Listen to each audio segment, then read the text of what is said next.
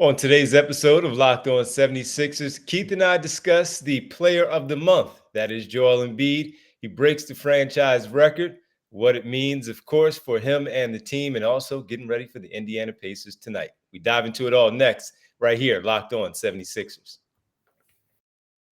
You are Locked On 76ers, your daily Philadelphia 76ers podcast. Part of the Locked On Podcast Network, your team every day.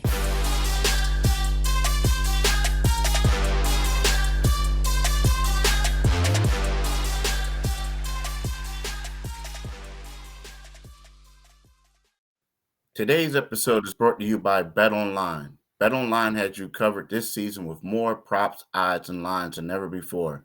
BetOnline, where the game starts. What's up, D? What's happening, man? Midweek already. Look at that. Get here so I know, fast. right? How about that? It did. Yeah. Well, thanks, everybody. Welcome to Locked On 76ers. I'm Devon Givens from 97.5 The Fanatic Radio in Philadelphia, alongside my co-host and partner, Keith Pompey of TheInquirer.com. We thank you for making Locked On 76ers your first listen every day.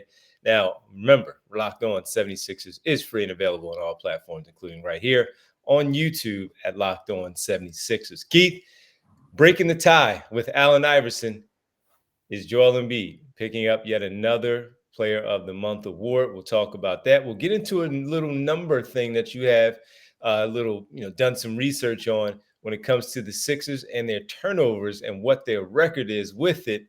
Hey, man, when we do our keys to the game, a lot of times, one of the things that I always say, protect the basketball. We'll talk about that in just a bit and also give our keys to the game a little bit later. Maybe some turnovers will be in there, but more player matchups to keep an eye on tonight against the Indiana Pacers, who are playing some pretty good basketball at this time. But, Keith, for the fifth time in his career, Player of the Month for Joel Embiid, and for the month he averaged right around 35 points a game. He was ripping up the league, as we know. The Sixers had a 9-5 record during that time, and I'm not surprised here, really, where it went for him with the Player of the Month. Just to give the numbers: 35 points for the month, 545 shooting from the floor. So we'll just say he shot 54%, 42% from three-point range, and he has not been hoisting up a lot.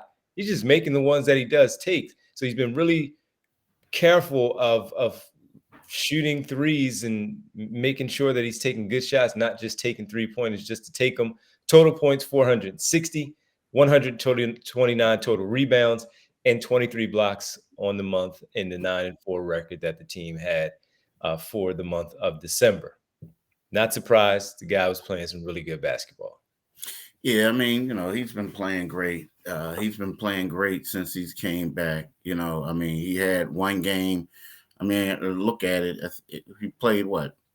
I think he played like 11 games or something like that. And he played, 13 games.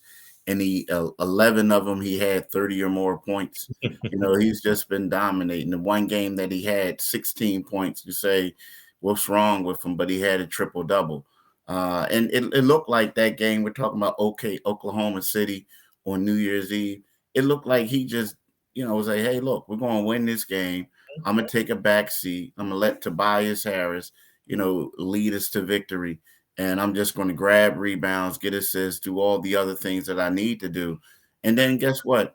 Get home, get on this flight, see my son, see my fiance, and just chill. But outside of that, Joel has been dominant. He's been the most dominant player that you can say in the league this season. And that says a lot when you look at all the numbers that people are putting up this season and all the scoring that's going on.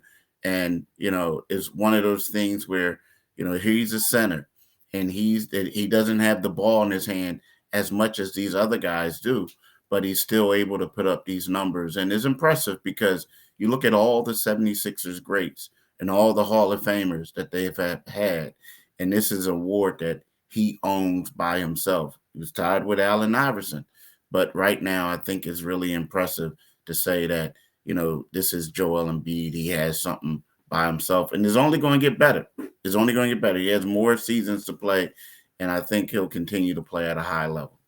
Yeah, and even when you look at what he's been able to do and you talk about all the attention that he gets on the defensive end as the best player on the team, to be able to put up those types of numbers for a month and even for a year. I mean, the guy, he's not at the top of the NBA right now in points per game scored because Luka went off of that 60, 61, whatever, 60 points per game. And then he had another 40, 50-point game, just like Embiid has, but he's doing it right now to surpass Embiid.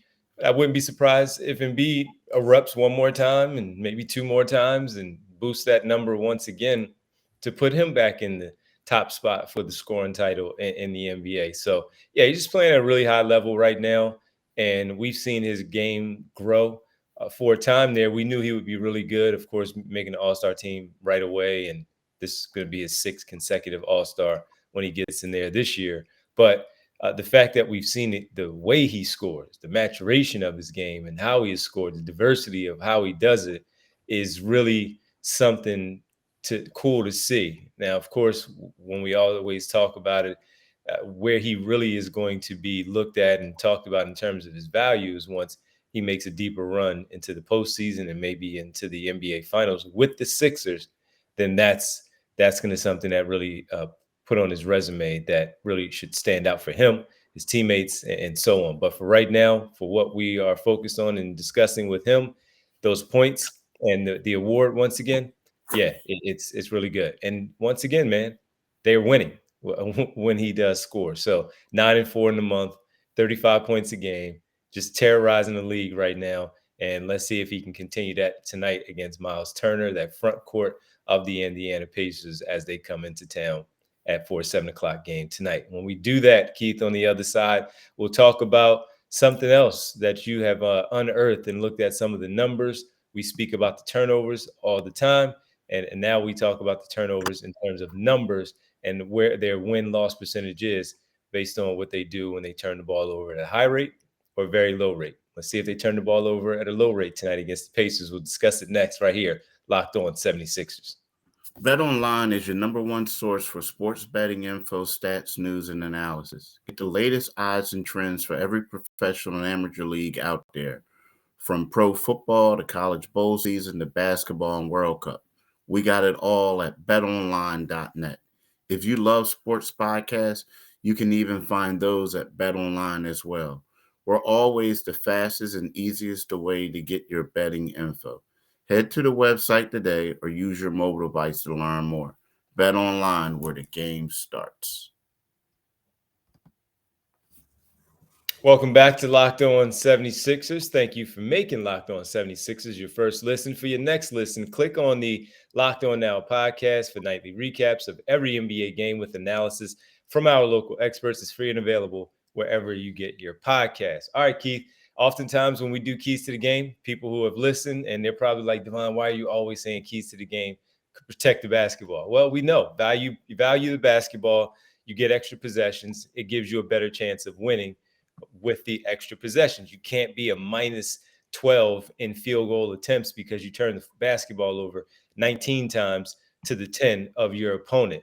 And that's one thing that I like to always point out in turning the basketball over is too many times. Now, while they are 8 games over 500, they've gotten away with it. You have some numbers that are very interesting when talking about the turnovers and the wins and losses. Yeah, I mean, it's one of those things where you look at the 76ers, right? Right now, the 76ers are 14-6 when committing 14 or fewer turnovers in a game, right? Mm-hmm. They're 8-8 when that number hits 15 or more. The funny thing is, not funny thing, but and the crazy part is when they have 18 or more turnovers, they are 2-4. Now, the thing is, the Sixers are kind of like a middle of the road team when it comes to turning the ball over. Like they sit at 11th with 14.3 per game, while the Dallas Mavericks average the fewest turnovers at 12.3. The league average is 14.7. So when you look at it, you say to yourself, if they average about what the league average, they're going to be pretty good. But there are times that we know where the 76ers go on and they just have a lot of them. The bad part about this, and I get it, it's like Joel Embiid is a turnover machine, and a lot of it has to do with, him being a big, controlling the ball. But he leads the league at 3.9 turnovers, right? He's number one. And then you look at a guy like James Harden, who he hasn't played in enough games for his stats to count. He's only played in 56 or 58% of the games now. In order for your stats to count, you have to play in 70% of your team's games. But if they did count, his 3.7 turnovers would be fifth in the league. So, you look at that and you say to yourself, you're like, we got both of their two best players who are turnover machines. And the correlation is when they have a lot of turnovers, the Sixers typically lose the game. So, it's one of those things where, they need to clean up, but at the same time, we'll see how it goes. I'd be curious. I haven't looked at the list, but when you play 30 plus minutes a game or higher, and you possess the basketball as much as these players do that are the best players on the team, they're going to have turnovers in the game, somewhere upwards of 2, close to 3. And as you mentioned with Embiid and Harden, and yeah, it really stands out. There are way too many from those two in games. And when we see it and we talk about those high turnover numbers for the team overall, when we look at it in the box score, we'll see the big time numbers that they put up in points, assists, and rebounds. And then we'll also say, oh, by the way, they had a high turnover night of 7 or 5 in the game. They got lucky and were able to walk away with the win, but it's something that they continue to need to be able to clean up. And too many times, both of them, where it's just at this stage of their careers, they're just silly turnovers. A lot of them are unforced, and they're just doing too much, where Embiid will bring the ball down too many times, knowing that when he's down low, he can't do that. He can't bring the ball down the way that he does and allow the defense to swipe at the basketball, because as strong as he is, you're playing 37 minutes. Just the nature of the number of minutes that you're playing, you're going to cough the ball up. So you have to be a little more protective of the basketball and being smart and not turning the ball over that way, or dribbling into traffic, or trying to make the cross court pass.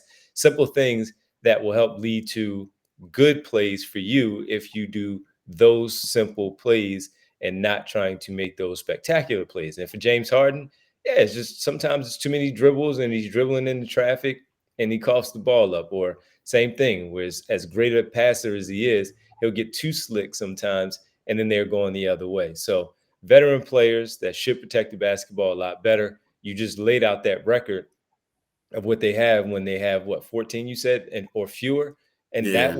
that would be right there. That's your recipe for success, to go in there and make sure that you value the basketball each possession and not give the other team an opportunity to get the extra possession.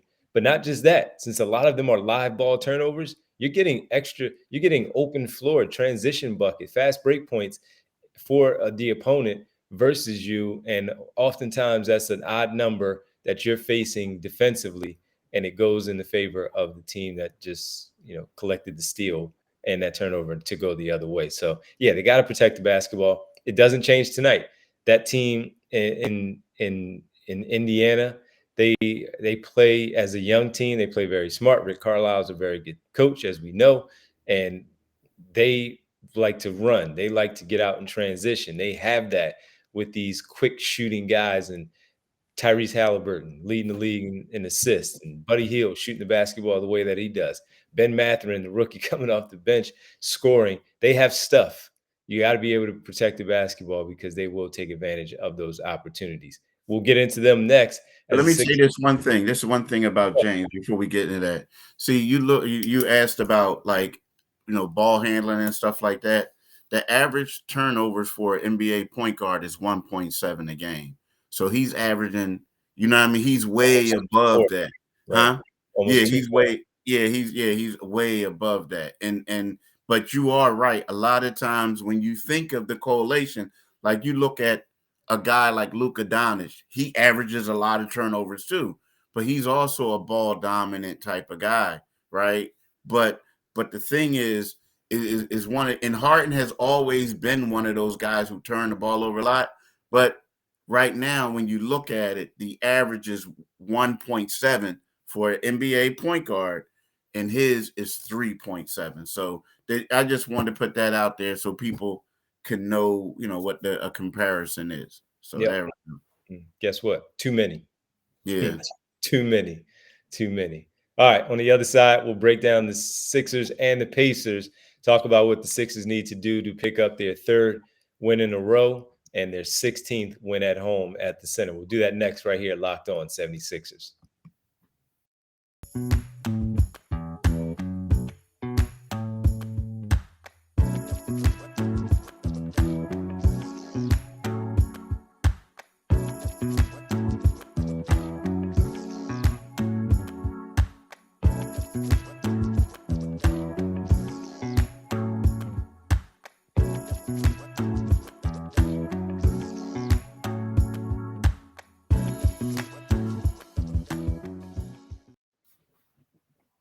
Welcome back, Locked On 76ers. That's Keith Pompey. I'm Devon Givens. All right, Keith, coming into tonight's game, the Sixers are 8 games over 500 with a 22-14 record. The Indiana Pacers right behind them in the 6th seed in the East with a 21-17 record. So the Sixers are 2 games up in the standings. They have won 2 in a row. The Indiana Pacers have won 4 games in a row. Their Sixers are 8-10 in their 8 for 10.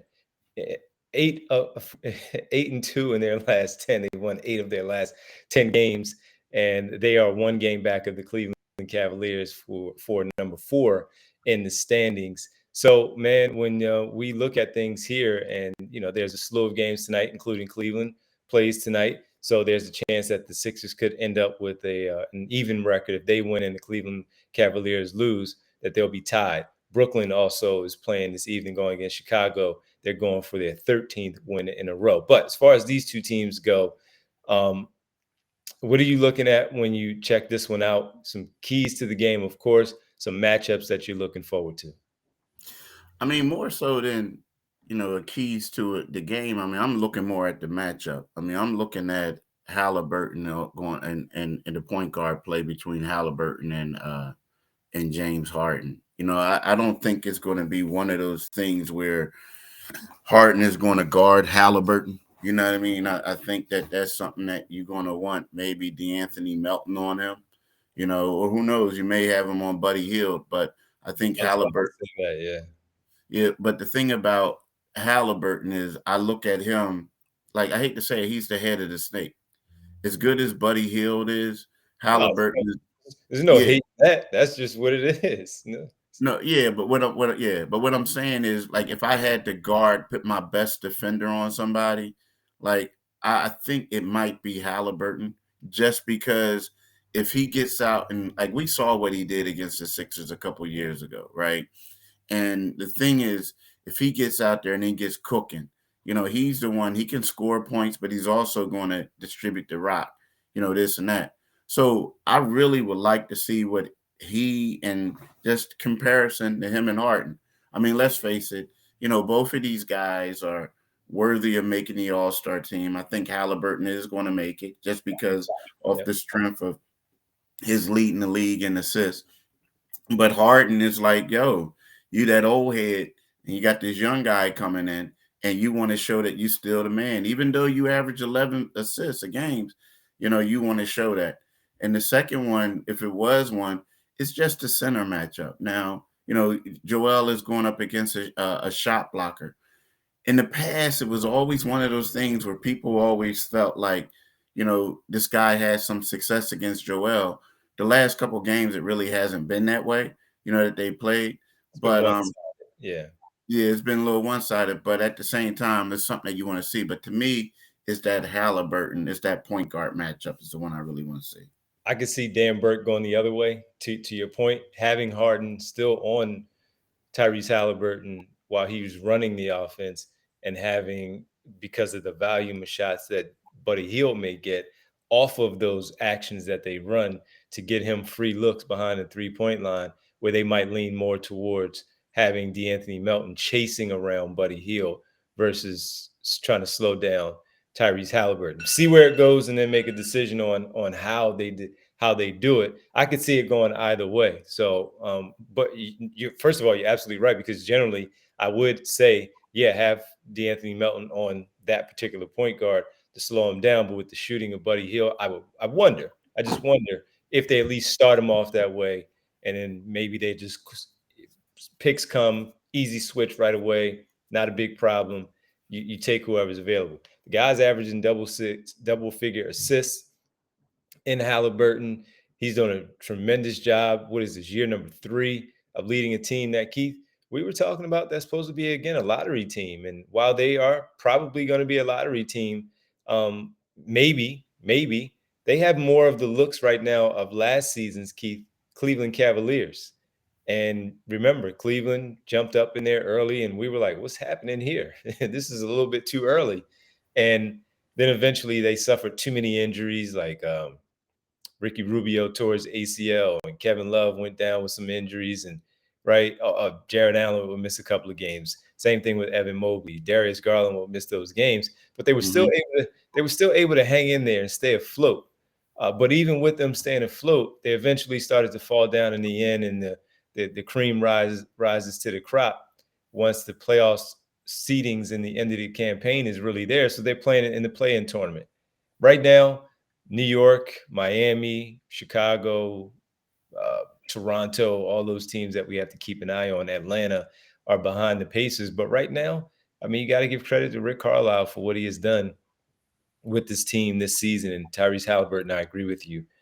No matter what Wally Zerbiak had to say, he is going to be an all-star this year for the first time. And he's been playing. I like watching him play. I really enjoy watching him play.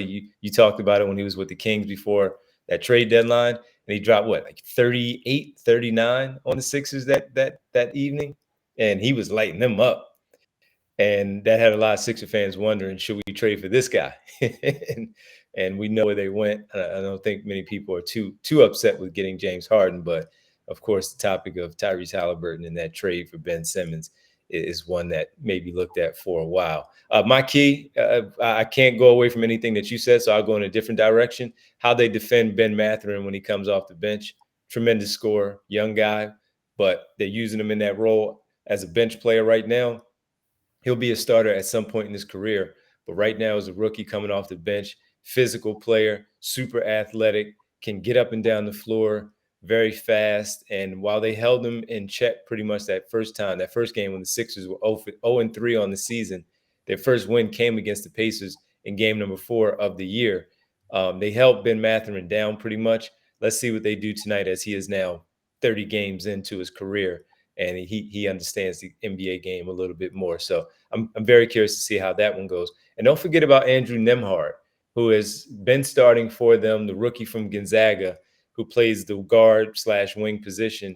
He's had some big games. He's started now for this basketball team. Different mix of players that they have. They have an intriguing lineup. I like what Rick Carlisle has done. I like this team, but I do expect the Sixers to win their 11th consecutive home game and improve to 23-14 tonight. Gonna be a tough one, and Indiana's a tough out. But that's what I think is going to happen. I think they win, and those are the keys to the game. Yeah. Yep. Who do you have guarding that dude Nembhard? Who you think they have to? I would probably say Tobias will run around with him a little bit, even though he's not the biggest player. He's like 6'4". I would probably say that's where I would lean for them tonight. And I mean, he can go off. He's had big games. And if you remember the one shot, he hit the shot against the Lakers. I'm not sure if you remember that one, but he hit the shot against the Lakers to give them the win on the road in LA. And then following that one, he had another big game as well. So Aaron Nesmith maybe is also the one that they got from the wing player that they got from Boston, that trade from Malcolm Brogdon.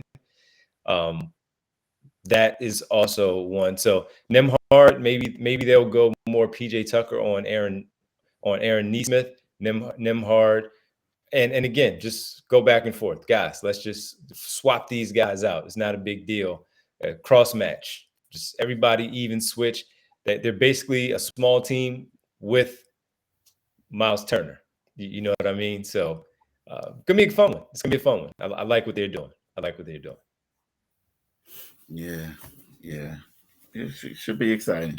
Should be. All right, it's game 2 of their homestand. 3 games. Chicago will be on Friday before they go on the road Sunday to take on the Detroit Pistons. Thanks for making Locked On 76ers your first listen every day. On our next episode, we'll break down the game tonight, Indiana and the Sixers. Now make your second listen Locked On NBA. We're Locked On experts covering the biggest stories around the league every Monday through Friday in less than 30 minutes, free and available wherever you get your podcasts. Keith, can you let the good folks know where they can find us? Like my man D just said, wherever you get your podcast, you can get this podcast too. On Locked On 76ers. Now, also what you can do is when you go to the YouTube channel, click on the Liberty Bell and you become a subscriber and you get the latest, updates whenever we release our podcast. Secondly, what you need to do is you need to listen to our man D tonight from 6 to midnight on 97.5 FM. 6 to midnight on 97.5 FM. You can also follow him on Twitter at DevonG975. You can follow me on Twitter at Pompey on Sixers. You can also read my stuff in the Philadelphia Inquirer at Philadelphia Inquirer, but just read my stuff at Philadelphia Inquirer at inquirer.com. So that's what you can do, folks. Absolutely. Folks, we'll talk to you tomorrow after the Sixers and Pacers. Hopefully they put on a good show in South Philadelphia to pick up yet another win. Keith, thanks as always, man. Appreciate it. We'll be reading you on the inquirer.com, following your tweets and your updates before the game. Who's in, who's out, who may not be in, who may not be out, and what's going on during the game as well. Thanks, man. We'll talk to you tomorrow. All right. Peace, bro.